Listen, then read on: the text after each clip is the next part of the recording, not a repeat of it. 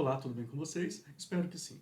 Nós estamos iniciando hoje uma nova fase da disciplina. Eu sei que nós não fizemos a prova ainda, mas ela deve ocorrer nas próximas semanas. De qualquer forma, pelo meu planejamento, nós encerramos o conteúdo inicial, então agora nós passamos para novos conteúdos dentro de uma segunda etapa. Nós vamos manter a mesma metodologia.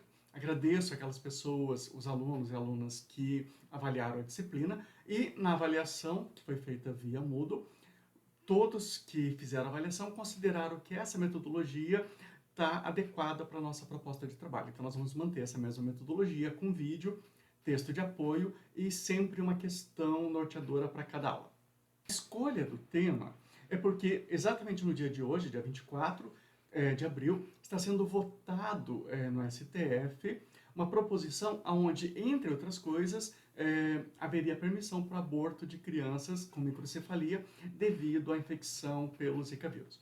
Então, na aula de hoje, nós vamos estar discutindo um aborto após a infecção congênita pelo vírus da Zika. Quando nós falamos em aborto, eu tenho que tentar entender isso primeiro de um ponto de vista histórico. Então, voltando no tempo, vamos lá para 1830, no período do Império ainda.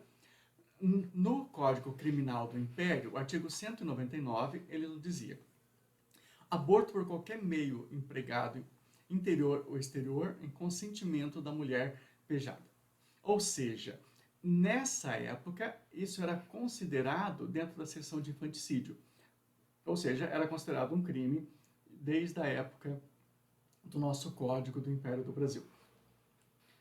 Quando o Império acaba, então lá em 1890, nós temos novamente o Código Penal. Agora, o Código Penal dos Estados Unidos do Brasil. Lembra que antes era o Código Criminal do Império do Brasil. E no artigo 300, nós temos lá, na verdade, uma seção inteira, né, o artigo 300, falando sobre o aborto. Também colocando o aborto como crime. A legislação mais recente, não é tão recente assim, né, de 1940, o Código Penal, então o Código Penal brasileiro, no artigo 128, ele diz que a gente não pune o aborto praticado por médico em dois casos: salvar a vida da gestante e no caso de estupro. Essa questão do estupro ela vai mais do que isso, a violência sexual como um todo, porque não necessariamente a gravidez precisa ocorrer de um estupro. Nós tivemos casos de médicos que engravidaram mulheres utilizando do seu próprio esperma em procedimentos aonde se esperava que o esperma fosse de um doador anônimo. Nesse caso, nós poderíamos fazer uma analogia ao estupro, não utilizando a palavra estupro, mas sim violência sexual, e haveria então também a permissão para o aborto. Mas, de forma bastante clara, fica apenas o salvar a vida e o estupro. Informações coletadas pela Globo, na verdade pelo Grupo Globo, nós temos hoje 65 serviços de aborto legal no Brasil. A lista desses locais, ele não é disponibilizado tão facilmente, justamente para evitar que pessoas acabem utilizando esses locais, porque mesmo sendo locais onde o aborto é feito de forma legal, nem todo mundo aceita essa prática. Então, o que acontece? Quando o aborto ele vai ocorrer por questões de estupro, então existe uma regulamentação, e essa regulamentação diz o seguinte, que fica esclarecido de forma definitiva, de forma cristalinamente clara, que não há previsão legal, portanto não há obrigatoriedade de autorização judicial, boletim de ocorrência ou laudo de exame de corpo de delito para a realização do aborto humanitário. Quer dizer, é uma questão que eu havia colocado até para vocês na revisão da primeira etapa, e muita gente ainda diz que é necessário toda essa documentação legal para a solicitação do aborto no caso de estupro. O que nós temos? É necessário, sim, um termo de relato circunstanciado do evento, que é feito pelo hospital, então por uma equipe multidisciplinar, ouvindo a paciente, elaborado um parecer técnico. Então, esse grupo multidisciplinar, tendo esses dados todos e tendo esse parecer, ele vai aprovar ou não a interrupção da gravidez. É feito, então, um termo de responsabilidade, um consentimento livre e esclarecido e, a partir de todo esse processo, então, é realizado o aborto. Caso essa mulher esteja mentindo, lembra que a gente até comentou sobre isso, que a possibilidade dela mentir existe, mas não é uma coisa, a princípio, comum. Basta a gente lembrar dos números de pessoas que fazem aborto no Brasil de forma ilegal e de forma legal. Se as pessoas estivessem mentindo, o número de aborto legal no Brasil seria muito maior do que nós temos hoje.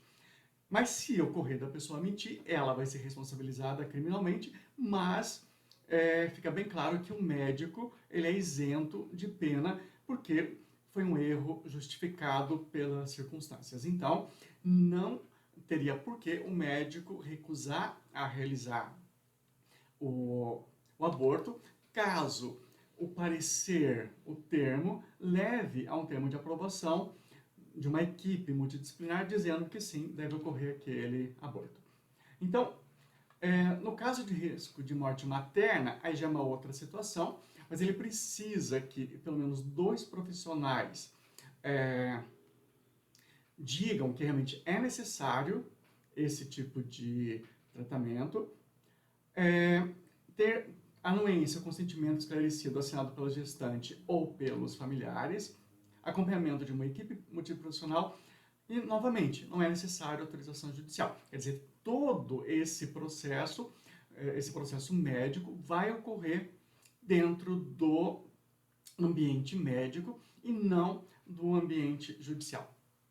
No caso da anencefalia, então lembra, a anencefalia ela não está dentro do Código Penal, mas ela, devido à DPF, a 54, então existe a possibilidade sim de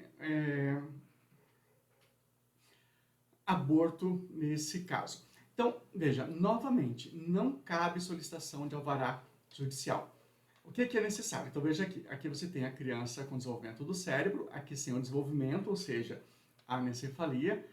Isso pode ser diagnosticado através de equipamentos.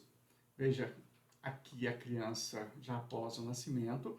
Então, de acordo com o Conselho Federal de Medicina, no mínimo 12 semanas. Aí, a partir de 12 semanas, tem que ser feito pelo menos 2 fotografias, posição sagital e transversal, demonstrando a ausência da calota craniana e de parênquima cerebral. Vejam, isso é muito importante. 12 semanas, isso dá mais de 3 meses. Um pouco mais de 3 meses.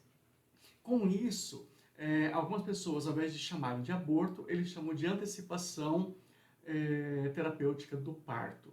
O que leva, é claro, à morte da criança, do feto, melhor dizendo, porque nessas 12 semanas ela não está todo desenvolvido ainda, e mesmo que tivesse desenvolvido, se ela não teve desenvolvimento do sistema nervoso, não teria como ela estar viva, e é por isso que é permitido o aborto nesse caso. Então, é necessário um parecer psicológico, mas olha só, quando disponível, não é 100% necessário. Aquele exame ultrassonográfico que eu acabei de falar, da 12ª semana.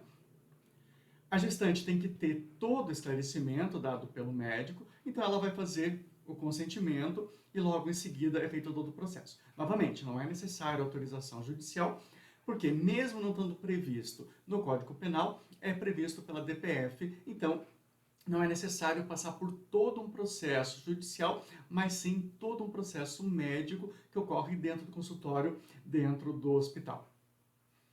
É interessante a gente pensar que se no caso da anencefalia é permitido, porque em outros casos não. Então a gente tem aqui, por exemplo, um caso de 2005, um juiz autoriza o aborto de um feto com cordão umbilical curto.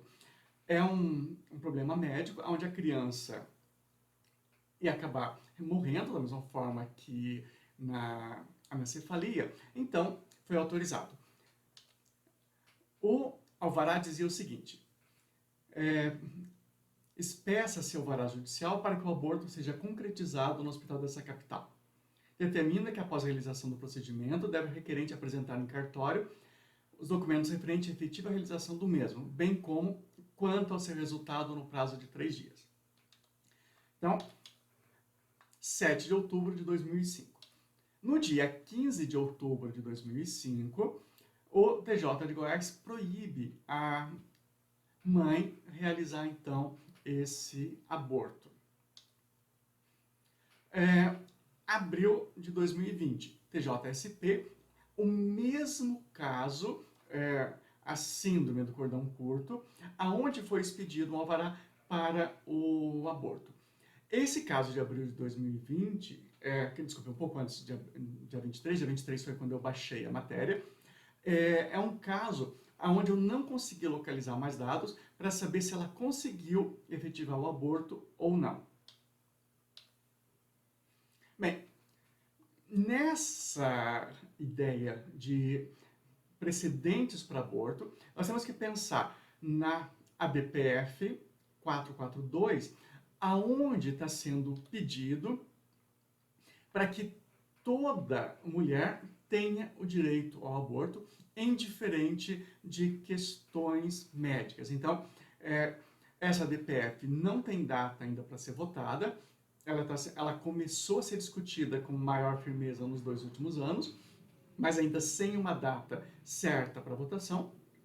Mas é bom ficar claro que existe, então, uma proposição para que o aborto no Brasil seja liberado até a 12ª semana para todas as mulheres.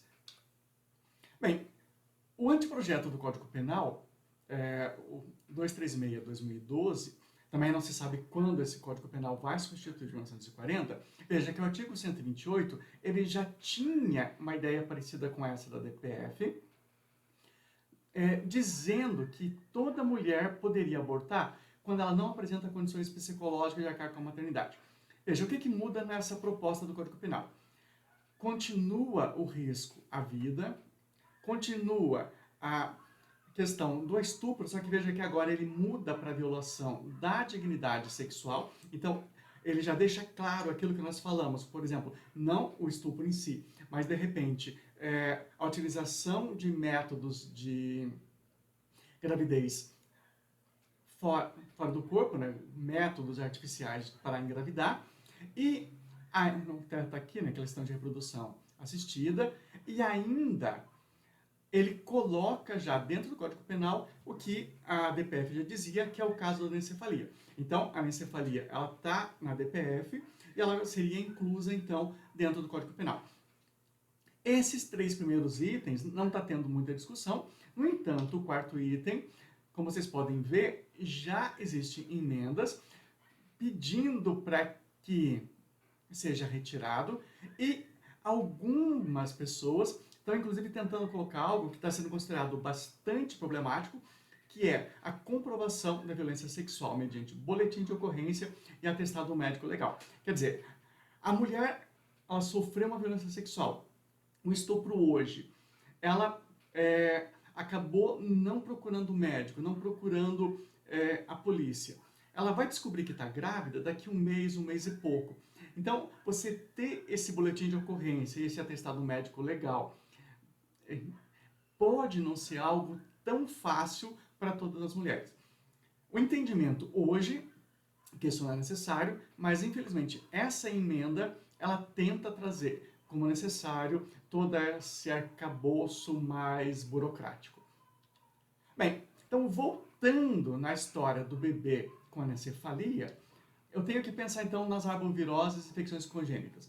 Tá, o que é uma arbovirose? Arbo vem de artrópode, born vírus. Quer dizer, são vírus transmitidos pelo homem por artrópodos. Artrópodos são insetos, carrapatos, aranhas. No nosso caso, aqui um inseto, que é o Aedes, que transmite o Zika vírus.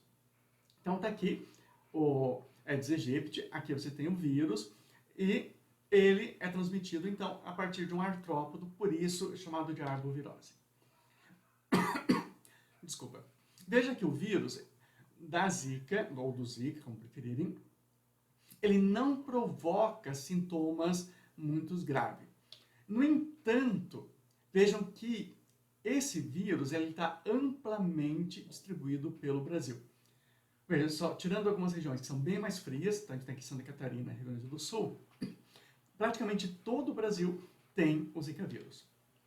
E a grande questão é que o Zika vírus acaba levando mulheres gestantes à formação de fetos com microcefalia. Nós não temos um número exato, veja, esse aqui é de 2015, eu procurei dados mais recentes, mas como eu já falei anteriormente, está bem difícil acessar dados da saúde, mas o que se observa é que está tendo um aumento na incidência de casos de microcefalia no Brasil. Então, a diferença da microcefalia para a anencefalia é que na anencefalia, anen vem de a, que significa não, que deixa bem claro que a criança não vai ter o sistema nervoso. Consequentemente, sem um cérebro, ela não vai poder viver. Tanto que quando a gente quer saber se alguém está morto, a primeira coisa que eu procuro é a morte cerebral. A microcefalia não. Micro é pequeno. Ela tem o desenvolvimento do sistema nervoso, mas numa caixa craniana menor. Então ela vai sobreviver, mas ela vai ter uma série de problemas, tanto físico quanto do ponto de vista mental. Então veja, aqui a gente tem alguns casos, Goiás, Bahia, Sergipe, 54, Pernambuco 487. Então veja que regiões onde a quantidade de casos de microcefalia é maior, são regiões que são mais carentes. Tem se discutido muito sobre isso, se realmente isso é um dado real, ou se as mulheres de locais com maior condições financeiras, de repente não estão abortando essas crianças e por isso elas não estão aparecendo nos dados investigados. Então, o que está acontecendo na data de hoje? Só voltando aqui, o que está acontecendo na data de hoje é justamente o pedido para que o STF faça uma série de ações com relação ao Zika. Então, quando as pessoas falam nisso, a primeira coisa que aparece na cabeça é o aborto, mas não é somente o aborto que está sendo pedido. Então, está sendo pedido informações corretas e atualizadas, porque se eu pegar aqui, por exemplo, olha, 14 anos em Maceió, apesar de ter começado o pré-natal e ter sido informada, ela descobriu somente o parto que o seu neném tinha microcefalia. Quer dizer, está faltando informação correta. Lembra que eu falei sobre o número? Está faltando informação atualizada, tanto para as mães, quanto para pessoas que tenham interesse em saúde pública. O que mais está sendo pedido? Contraceptivo. Uma coisa que vocês discutiram muito quando falaram em aborto. A maioria de vocês colocava lá a necessidade de que as crianças não nasçam.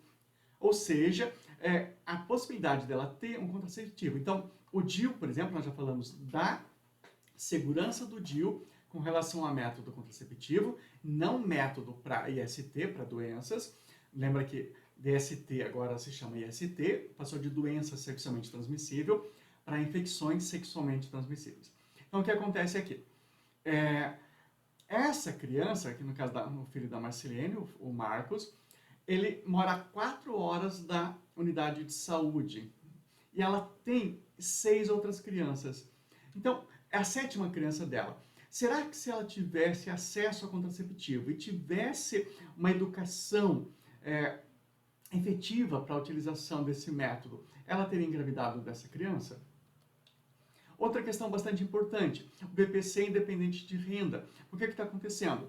Quando a mulher ela começa a receber uma outra informação, como está aqui, olha, ela não pôde solicitar o BPC porque ela já tinha Bolsa Família. Desculpa, eu acabei esquecendo de formatar essa imagem, ficou aqui a origem dela.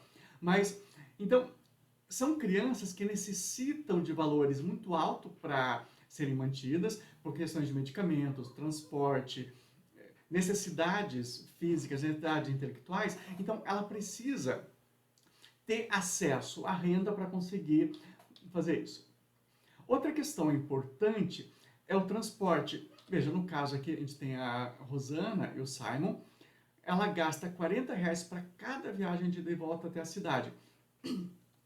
Então, se ela estivesse próxima e com transporte gratuito, isso facilitaria, com certeza, a vida dessa família e de outras famílias. E o último caso, a gente tem lá a questão da saúde mental. Garantindo a interrupção da gestação sem serem presas. Como nós já falamos, a lei hoje, ela permite o Código Penal em 2 casos, o caso do aborto para salvar a vida da mãe E isso é uma coisa bastante complexa. Eu penso assim, por que salvar a vida da mãe? Porque se eu mantenho o bebê dentro da criança, a mãe morre, o bebê também vai morrer. Então, não teria lógica ao salvar a criança levando à morte do bebê, da mãe. Claro, se essa criança tem 8 meses, por exemplo, ela é retirada, aí não é um aborto, foi antecipado o parto, e aí você tenta salvar os dois. Mas um feto de 3 meses, é impossível isso. Então, sempre vai se salvar a vida da mãe para que ela possa, então, posteriormente, ter uma nova gravidez. O outro caso era o caso do estupro, a violência sexual. E lembra que nesses dois casos, a gente já comentou que não tem necessidade de autorização judicial. O terceiro caso não foge, então, do Código Penal, entra com a DPF, garantindo o aborto no caso de anencefalia, que também não necessita de anuência judicial, mas sim médica. Nós vimos que estão tendo discussões para outras formas, inclusive já juízes colocando a possibilidade para o síndrome do cordão curto. Vimos que existe um debate para a liberação do aborto em qualquer situação. Vimos que existe tentativa de alteração do Código Penal e vimos então agora essa questão do Zika vírus, aonde se pede a interrupção da gravidez quando a criança é diagnosticada com microcefalia. Então, o que acontece? O que se observa é que mulheres estão fazendo isso em clínicas particulares. Lembra que nós falamos anteriormente que isso pode ser um motivo para que regiões onde as pessoas têm mais condições financeiras não aparece um número tão grande de pessoas com microcefalia, mas não se dá, não se dá, ficou meio estranho, mas não posso garantir que isso ocorra, porque nós não temos ainda trabalhos confiáveis sobre isso. Agora, uma coisa também é certa é que medicamentos como o Citotec, ele é vendido ainda de forma ilegal no Brasil, pessoas importam esse medicamento, e lembra que mulheres que têm condições financeiras um pouco melhor, acabam saindo do país, fazem um aborto em países onde ele é permitido e depois retornam ao Brasil. Uma questão que nós já discutimos também anteriormente dentro da nossa disciplina. Então, a ADI 5581, ela pede, então, essa questão de permitir a interrupção. Então, veja, aqui tem uma série de itens, que são aqueles itens todos que eu apresentei anteriormente, e o último item é a interrupção da gravidez. Então, de acordo com o requerente, isso não seria uma forma de aborto, porque você poderia dizer que existe uma distinção entre interromper essa gestação desse feto, que está com microcefalia, e um processo de crime de aborto. Bem, isso tudo está ocorrendo hoje, no dia 24/4. Então, ontem eu abri, então eu tinha dessa forma, julgamento virtual incluído na lista, agendado para 24/4, e hoje nós tivemos iniciado o julgamento virtual. Essa decisão monocrática que está aqui é uma decisão necessária, porque alguns grupos tentaram impedir o julgamento, dizendo que esse julgamento não deveria ocorrer de forma virtual. Então, houve uma decisão dizendo que não, que o julgamento deve continuar. Até o fechamento dessa aula, até a gravação dessa aula, eu não tinha ainda nada concreto com relação aos votos. Bem, vocês sabem que normalmente isso é bastante demorado, mas assim que nós tivermos acesso a esses votos e assim que houver uma decisão, isso vai ser repassado para vocês. Então, eu desejo a todos uma boa semana. Nós temos ainda um vídeo para vocês assistirem que fala justamente sobre essa crise do Zika vírus. É produzido pelo ANIS, um instituto que trabalha com bioética e biodireito. É muito interessante, vale a pena assistirem. E a nossa questão para que vocês respondam hoje seria exatamente essa. Qual seria o seu voto com relação a esse pedido para que crianças, para que fetos com microcefalia possam ser abortados? Uma boa semana a todos, a todas. Lembra que a semana que vem nós temos um feriado, então nós não teremos aula. Nós retornamos então daqui 2 semanas. Se cuidem e até breve.